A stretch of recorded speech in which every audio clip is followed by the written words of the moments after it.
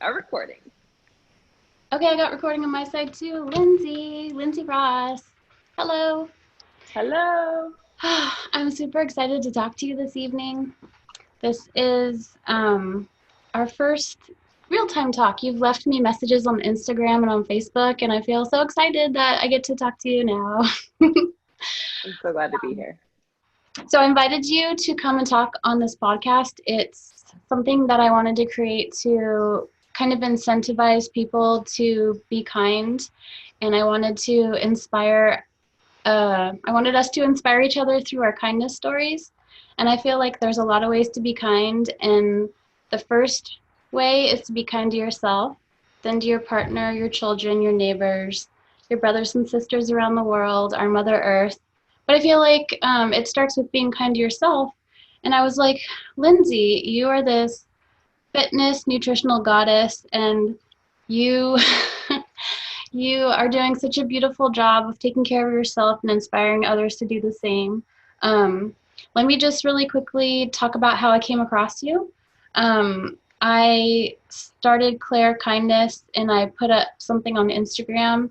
And I don't know if I found you or you found me, but I found your business page, and I just kept seeing you coming up in my Instagram stories and in my feed, and I could not stop. Like, you know how you get into something that you love on Netflix or whatever, and like time just goes. They would be going, "What are you doing?" And I'm like, "I'm watching Lindsay."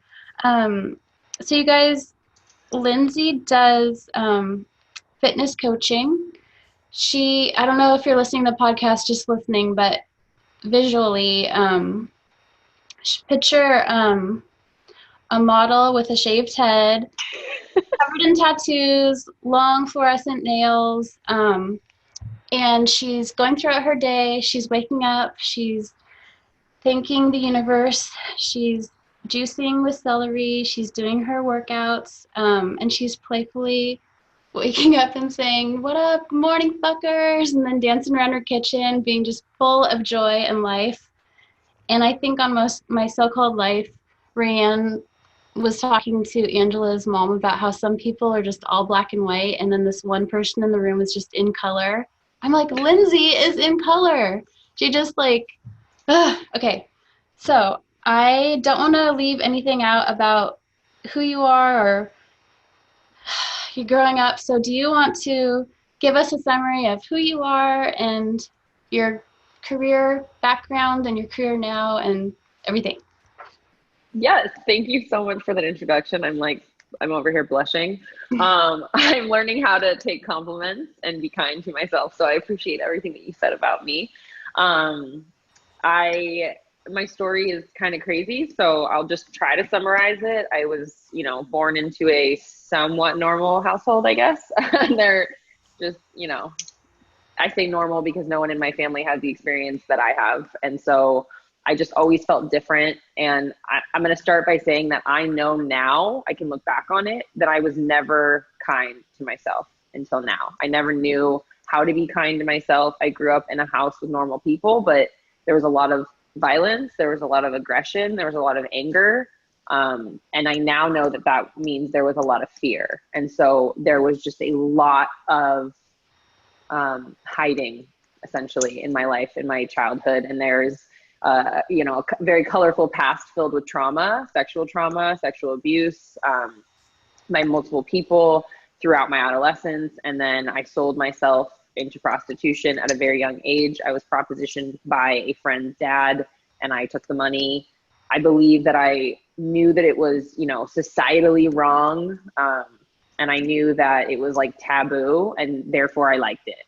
I just have always been attracted to what you like, the gray, like people live in black and white. And I've always kind of been attracted to the difference.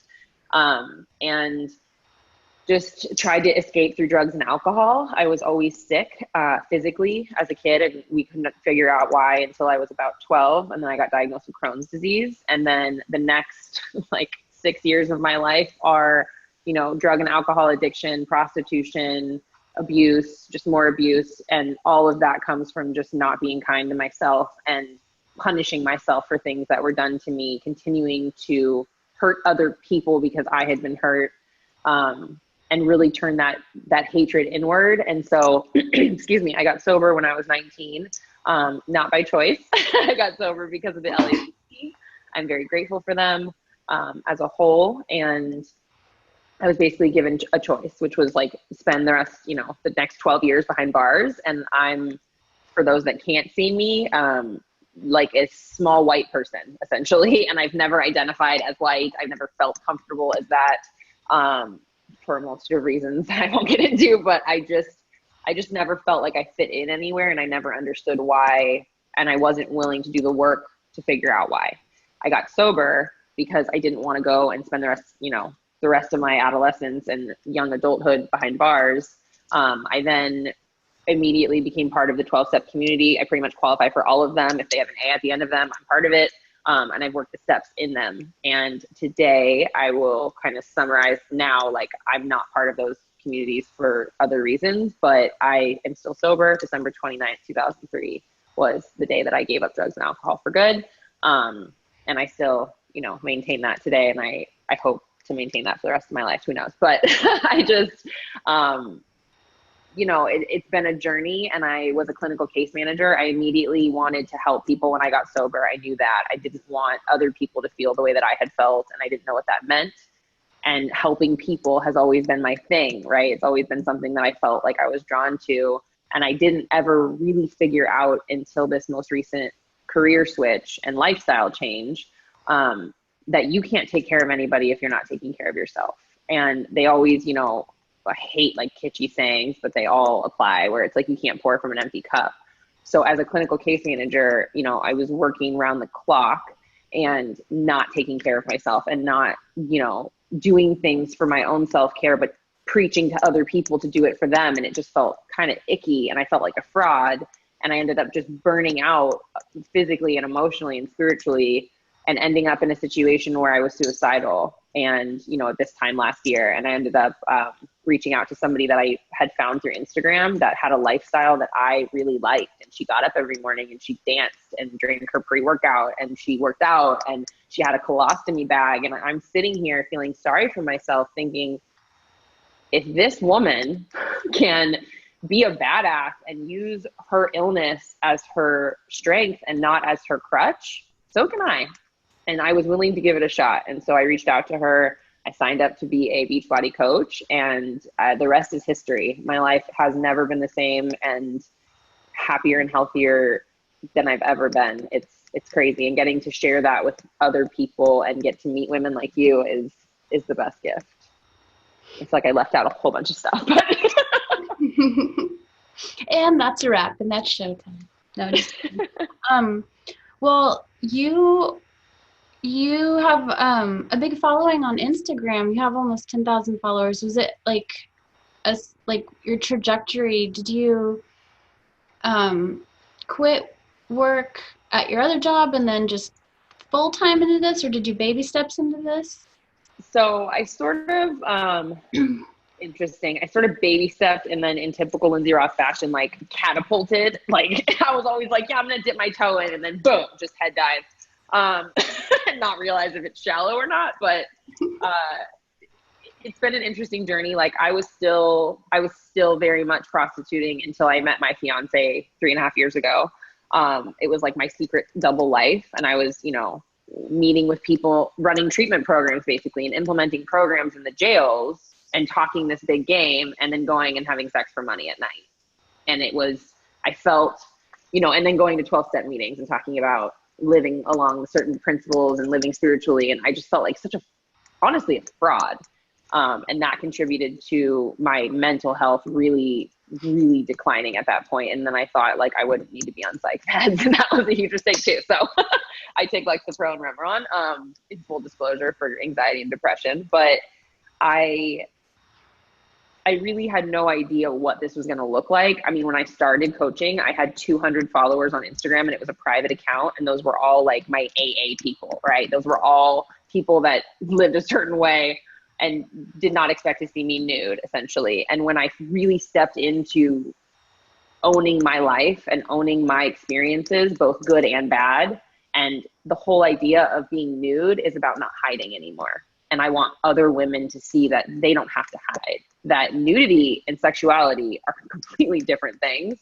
I mean, the spectrum of it is everything. And I get nude after I work out and do positive affirmations to my body parts on purpose, because I was told that I would never walk without a cane and that I would never be on disability. And so having this lifestyle is everything to me, and I guard it like so wholeheartedly. So I basically went full time after 6 months. I just realized that the money was not that I replaced the income, because obviously I didn't replace prostitution income. That's not yet, at least. But my priorities changed, and I realized that I had a whole lifestyle of things that I didn't need, right? And I was like dyeing my hair, and I didn't even want hair, so I shaved it. My nails are the only real expense that I kept because I love them. They're kind of my thing. It's good to be mindful about your spending. I wanted to bring up that you were walking with a cane and you were really struggling. Do you want to talk about the things that you were diagnosed with, your diet, and what medicine or medicinal things you're using right now? Yes, because those all kind of connect. So my cane is actually in my closet right there. It was my grandpa's cane. So I have like the official diagnosis. And if you go to my Instagram page, it says, let's break free of diagnosis together, because I don't identify with these diagnoses, because I think that it's really easy for people to hide behind a label. And it's really easy for me to not work on I'm trying not to swear. This is the longest I've gone without swearing. Like, so proud of myself. That it's really easy for someone to be like, well, I can't do that because I have Crohn's disease. And it's like, okay, well, no, you can't do it because you tell yourself you can't do it. So I have officially diagnosis of Crohn's disease, rheumatoid arthritis, chronic fatigue syndrome, fibromyalgia, anxiety and depression. And then whatever else they've decided to, like, osteoarthritis and different things that I was told. Like, I was told I had osteoarthritis when I went and got a bone scan, which was the beginning of the end of Western meds for me, because when I asked them why I had losing, bone density in my wrist at 33, they were like, because you're taking omeprazole. And I was like, oh, you mean my acid reducer? And they were like, yeah, the biggest side effect is bone loss. And I just threw up the white flag that day. And I was like, you know what? I'm not going to take all these meds anymore, because the meds that I was taking were actually causing all these other problems. I got the rheumatoid arthritis diagnosis after I started using Humira. And I was told that Humira had 1 in 1,000 whatever chance that a person could have early onset of arthritis. And hi, 1%. So I got that.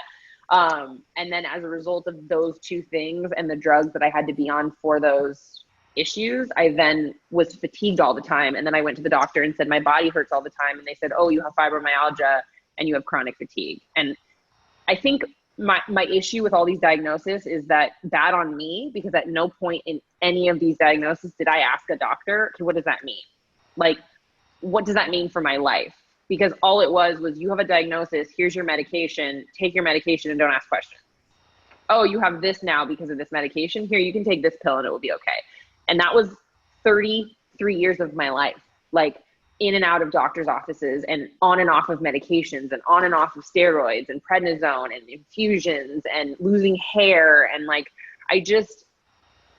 it all became so much to me that I realized I could actually advocate for myself, and that I could actually tell a doctor, I'm not going to take that medicine. And I had to sign paperwork, that AMA, which is against medical advice, in my rheumatologist's office the day that I told him I was not coming back for any more infusions. And he looked at me like I was absolutely insane. And I said, I promise you I'm going to heal myself and I'm going to do whatever it takes. And that was the day that I started looking into medical marijuana. And that journey has been nothing short of emotional. It is not the reason I left the 12-step community, but it helped. I understand that there is a mindset that you need to be free of all drugs, all mind-altering substances, and I respect that. I really do. My issue is that I was taking Lyrica and gabapentin and having seizures, essentially, and I did not realize how brain fogged I was from those medications until I came off of them. And my fiance at the time, right now at the time, when I was coming off of Lyrica, came home one day and accused me of being back on drugs because of how I was acting, and that he knew what the withdrawal from opiates looked like. And he said, just tell me the truth. Have you been, using heroin? And I was like, I liked uppers, but no, no, I'm not. And that was the day that we really talked about it. And I said, I don't think I want to do this anymore. And I think I want to use medicinal marijuana. And he was like, oh Christ. Okay. Like, this is going to be a process. And it was definitely, and has been still. And only very recently, a couple months ago, did I actually come out on social media about it. And I am still dealing with that. People have opinions about what I do with my body, apparently. You talked in one of your Instagram stories about how people that you had bonded with over the 12-step program either vocalized and verbalized to you that they were worried or didn't approve, yada, yada, or they just didn't communicate, and things kind of ended. And you just had this beautiful empathy and clarity, and you said, I understand why they're doing this, because I know, but I have to do what's right for me, and this is what I'm doing to be kind to myself. So I'm curious, it's probably too soon, but has anyone said, Linzy, I want to check in with you and see how it's going. Linzy, I'm really sorry that I doubted you. I could see you're just thriving and I'm thrilled. Any of that, or is it just kind of quiet? So there was one girl, actually. She's incredible. And she and I messaged shortly after I came out, like, about it, and just said, hey, as long as you're doing well, I think that's amazing. And I do understand, at first I was very unkind. I was very unkind with the response that I got.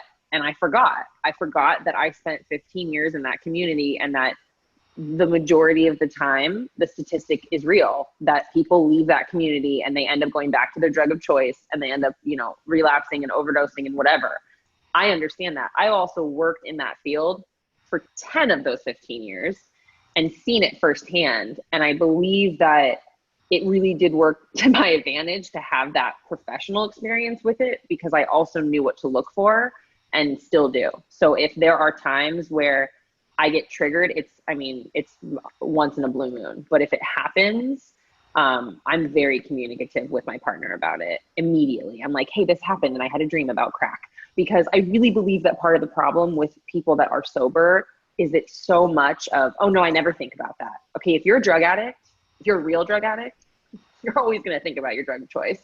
That's just the nature of the game. But I also know the person I become when I'm under the influence of anything other than marijuana, and I don't like that person.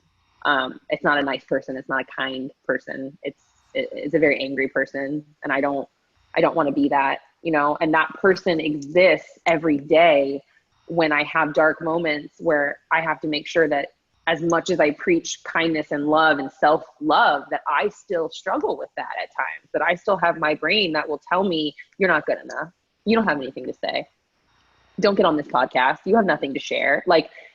And I don't know what that is, and I no longer fight it. That's the difference, is I dance with that person now. I'm like, okay, that's a part of me. It's a dark part of me. Let's dance. You're clearly there. The more I try to push it down, the worse it gets.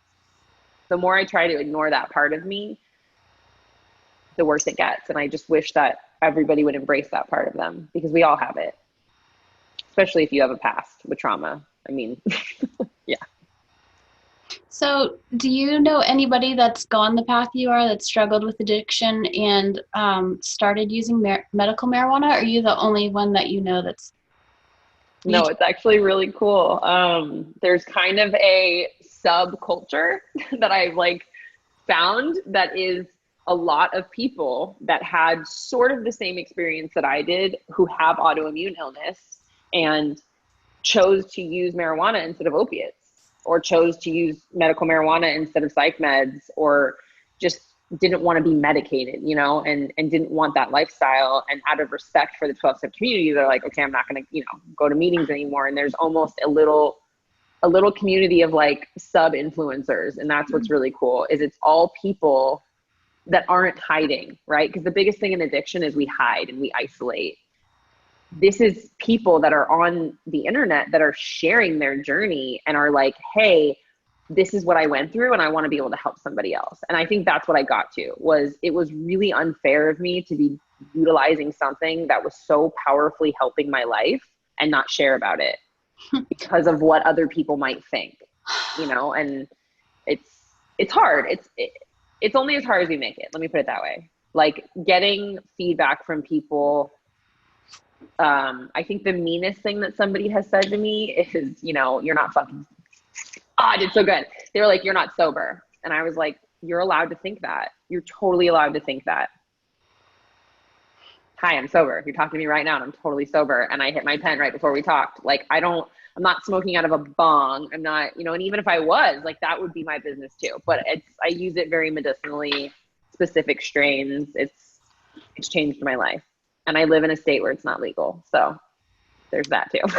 You talked about how mind body is connected with health, and someone really close to me has, well, my two closest women in my life have chronic fatigue, fibromyalgia.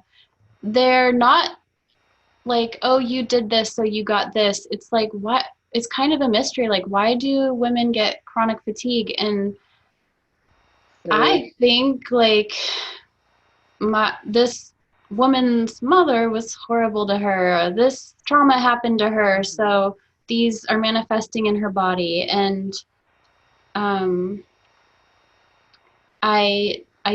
love that you found a healthy way to be healthy. Well, food is, anything that's inflammation based can be controlled by food. And that's something that doctors aren't necessarily going to tell you because they don't know. You know, I don't blame doctors. I don't blame Western doctors at all. They know what they know and they do the best they can with what they have. But when I finally saw a naturopath and stopped treating my symptoms and started treating the root cause, he said, what are you eating? And I was like, oh, you know, like, just whatever I want. Or I was under eating because I was scared. And he taught me that I could eat for fuel. And so did Beachbody. It taught me how to eat balanced macros. And when my gut wasn't healed, I couldn't eat greens. And so I had to, you know, my diet has completely changed and I don't have any gluten. I don't have any dairy. I don't have any animal protein other than egg. And it's not to be restrictive. It's, I listen to my body. And if I eat something and it tells me that it doesn't like it, I don't eat it again. Right.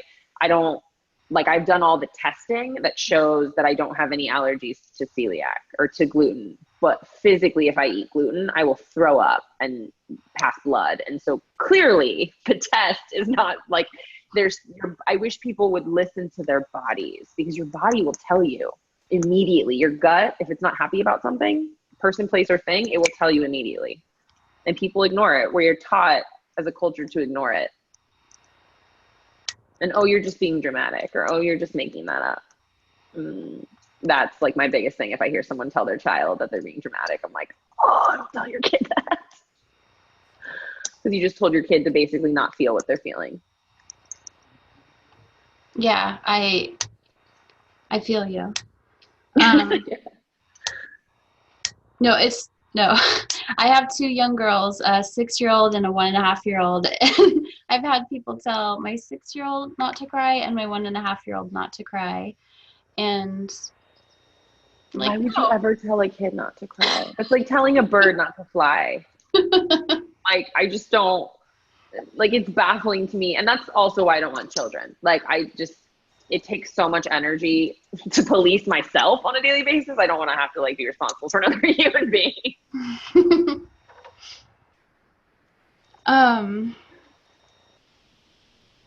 Okay, I'm going to just jot down my questions. So what level on 1 to 10 were you at being kind to yourself before, and what level are you at now? Oh, and man. How did you become so good at loving Linzy? I saw you posting, it was like a photo and you had highlighted parts of your body and you pointed to it and you said that you're talking to your body and telling your body you were never going to hurt it again, and you're apologizing, talking to it like it was a loved one. And I just, wow, where'd you get that from? Okay, so I would say that my self-love, up until last year was at a 0. I mean, it was probably at a deficit. It was like a negative, right? Because I was not only, there was no absence. Okay, let me put it this way. There was an absence of kindness, but there was a presence of mean and aggression. And so not only was I not kind, but I was just straight up mean to my body and to me. I would binge eat, I would under eat, I would, seek attention in places I didn't need to be. Like everything that I could do to just not focus on this is what I was trying to do. And that's also why I was a clinical case manager. If I fix everybody else, I'll never have to actually work on myself. That was like my whole goal, and it worked, right? And did you get like a helper's high, like feeling like excited for? It was weird. It was like this little boomerang of adrenaline that kind of came back after the fact, and I would feel like more empty because I would give, and then it kind of allowed me to be like, oh, well, nobody gives to me. And it's like, well, give to yourself, bro. Like, why don't you self-love first before you wait for everyone else to validate you? And so now I would say my self-love is at a 7. I aspire to be at a 10, but I'm not Tony Robbins. That's where I'm headed. I really believe that there's always room for improvement. And like today was a perfect example of, 5 minutes before I got on this podcast, I'm sitting here and I'm allowing myself to tell myself really negative things. And I'm grateful that because my self-care is at a 7 now, I'm able to be like, whoa. Like, stop. Like, you're getting all worked up about nothing, and you're about to have a conversation with a person. That's it. You're about to have a conversation with a new friend about your life. That's, you best, right? No one can tell your story better than you. And so what made me like learn how to love myself is honestly just being so freaking mean to myself for so long and realizing that all the love that I was giving everybody else, I actually deserved it. And I deserved to turn that inward, and that I really wasn't helping anybody. Like, I really wasn't. I mean, there are people that tell me I changed their life, and maybe that's true, but at the time, it really almost didn't matter because it was so much self-hatred and so much self-doubt and so much living in fear of what if people actually see the real me, what are they going to think? And it never occurred to me that if I loved the real me, it really wouldn't matter what anybody else thought. And that's what I ended up doing. And like, it's awkward to admit this, but people ended up loving the real me. And I'm like, wait, what? Like, the real me is crazy and I love it. And I'm so grateful for that. But I never knew that I would have the impact that I have. And now I can't unknow that. Mm-hmm. Now I can't not be good to myself. I can't, not share. Like, every once in a while I'll get a message and it's somebody that's younger and they're telling me that they're like, I'm trying not to cry. The other day, a 13-year-old wrote to me and told me that some things were happening at school. And because of watching my stories, she knows that she can advocate for herself. I wish that I would have had access to Instagram at 13. I wish that these things would have been there and that I would have paid attention to people, because I probably would have spoke up about some bad things that were happening, right? And so that's what makes me do it. In moments where I want to be like, no, you suck, there's a little part of me that's like, you have no idea how much you being vulnerable is about to help somebody else. And I just want people to see that it's okay, that you don't have to be perfect, that women don't have to be perfect. You don't have to have a face of makeup if that's not your thing. Like, I mean, I definitely put makeup on for this, but most of the time I'm like homeless looking. I just don't want people to hide. So do you remember the first time you took a photo of yourself on the toilet, not ashamed and horrified, but just really comfortable in your own skin and grateful and happy where you were at? I've always been oddly comfortable with the toilet thing. So that's what's funny is people are like, oh, you're super confident. And I'm like, oh, well, taking selfies is still awkward to me. Taking selfies and posing, it's still super weird to me, but like, I get it. And I understand that it's, for a greater purpose. Talking on the toilet though, I've been pooping and talking about poop my whole life. So it's like, that was never weird to me. And that's the part that's weird to most people because they're like, that's the most vulnerable. And I'm like, oh, that's my everyday. I spend 90% of my time in the bathroom. Like, that's why I work from home. It's essentially why, so that I can go to the bathroom as much as I want and not have to, like, I hated working in an office and having to be like, I have to go to the bathroom. Can you watch the phone? Like, How long are you gonna be gone? I don't know. A long time. Watch the phone.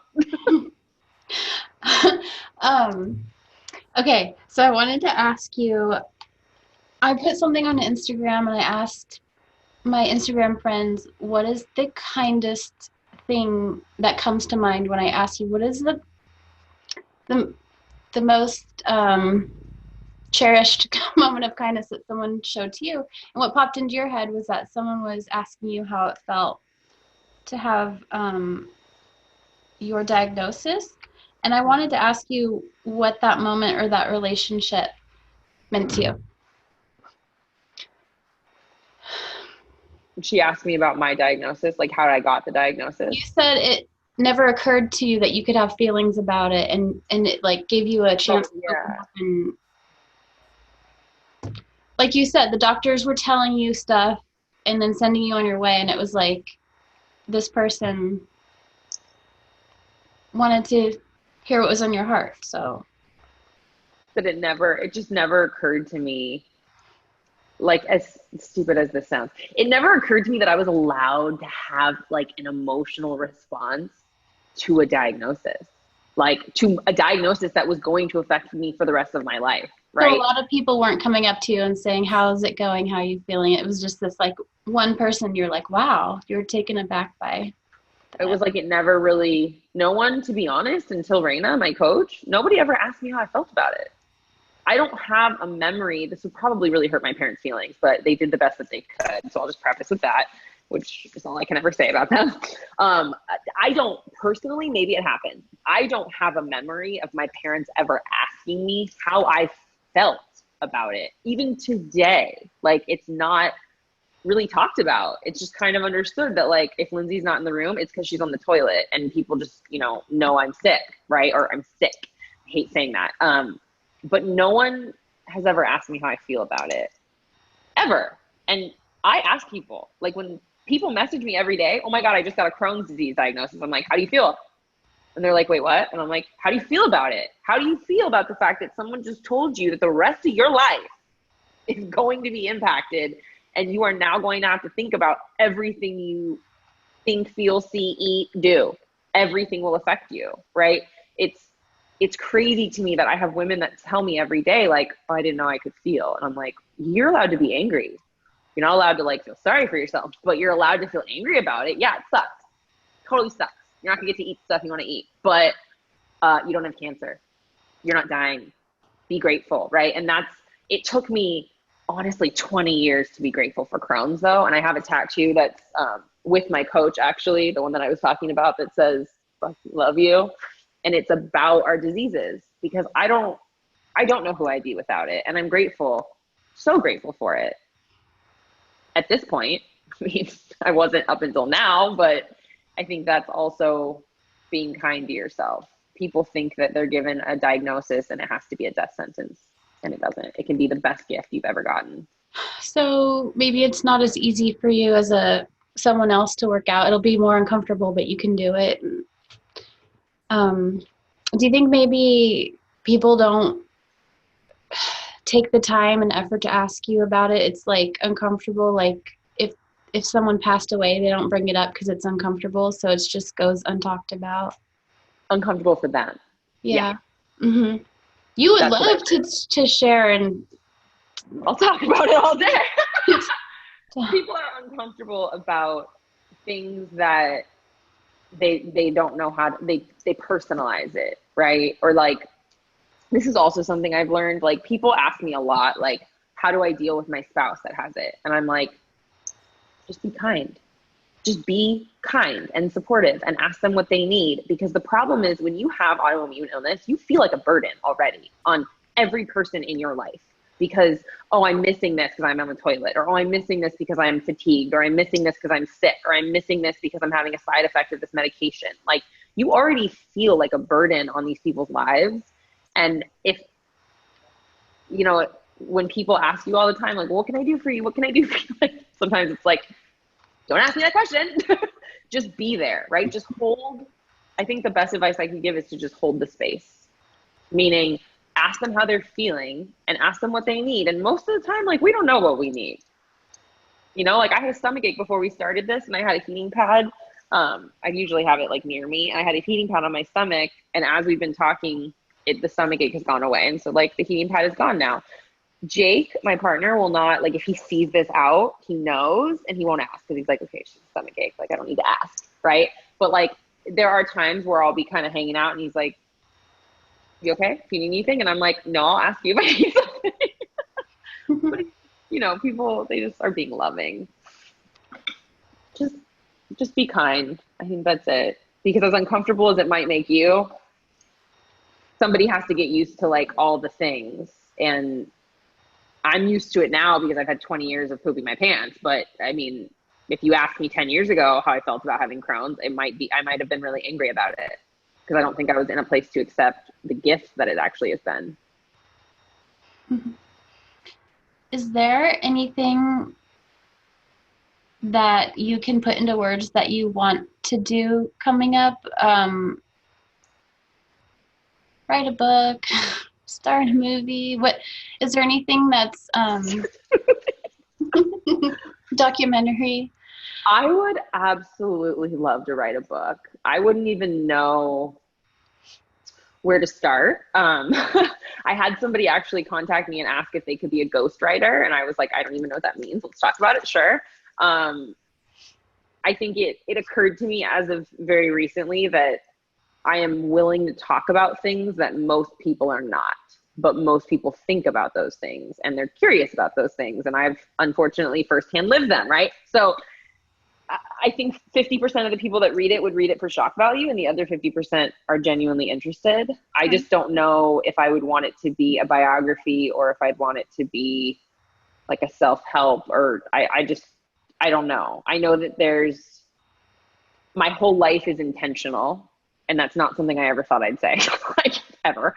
That everything I do on a daily basis is to keep myself as healthy as I can be. So waking up, priming, getting myself into a state of gratitude. I learned that through Tony Robbins because I don't wake up grateful. I wake up, I'm an alcoholic. I'm a sober alcoholic. So I wake up and I'm like, another day, great.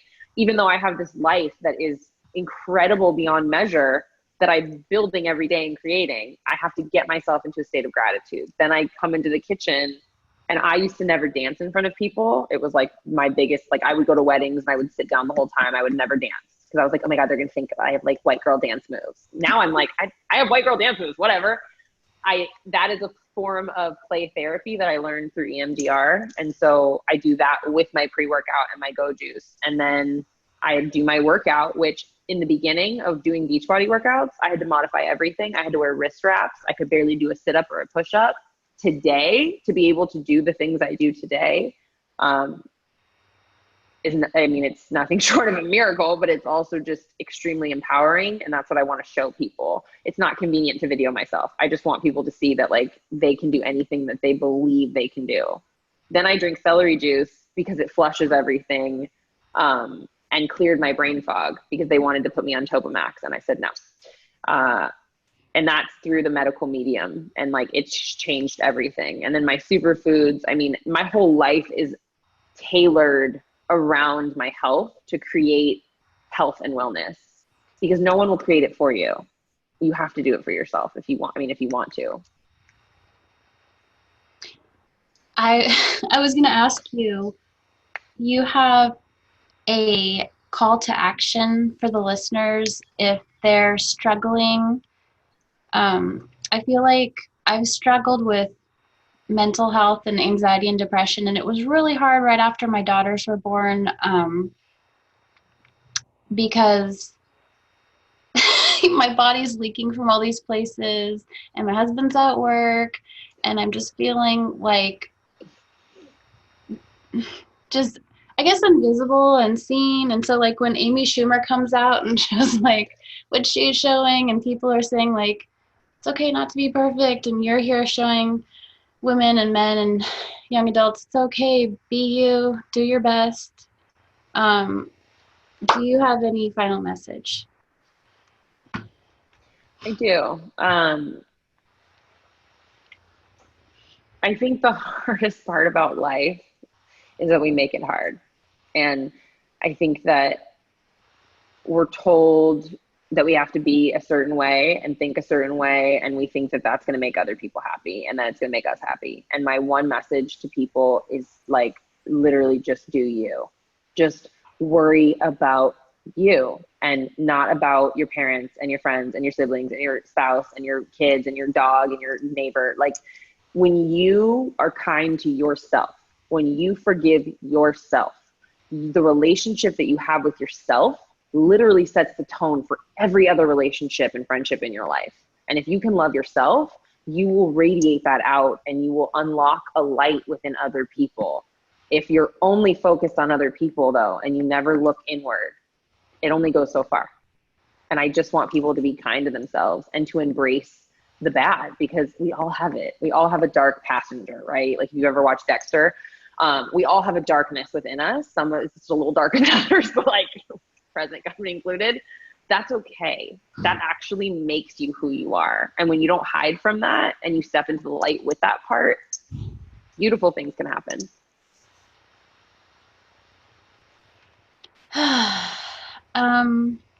Okay, so I'm excited to invite people to follow you on Instagram.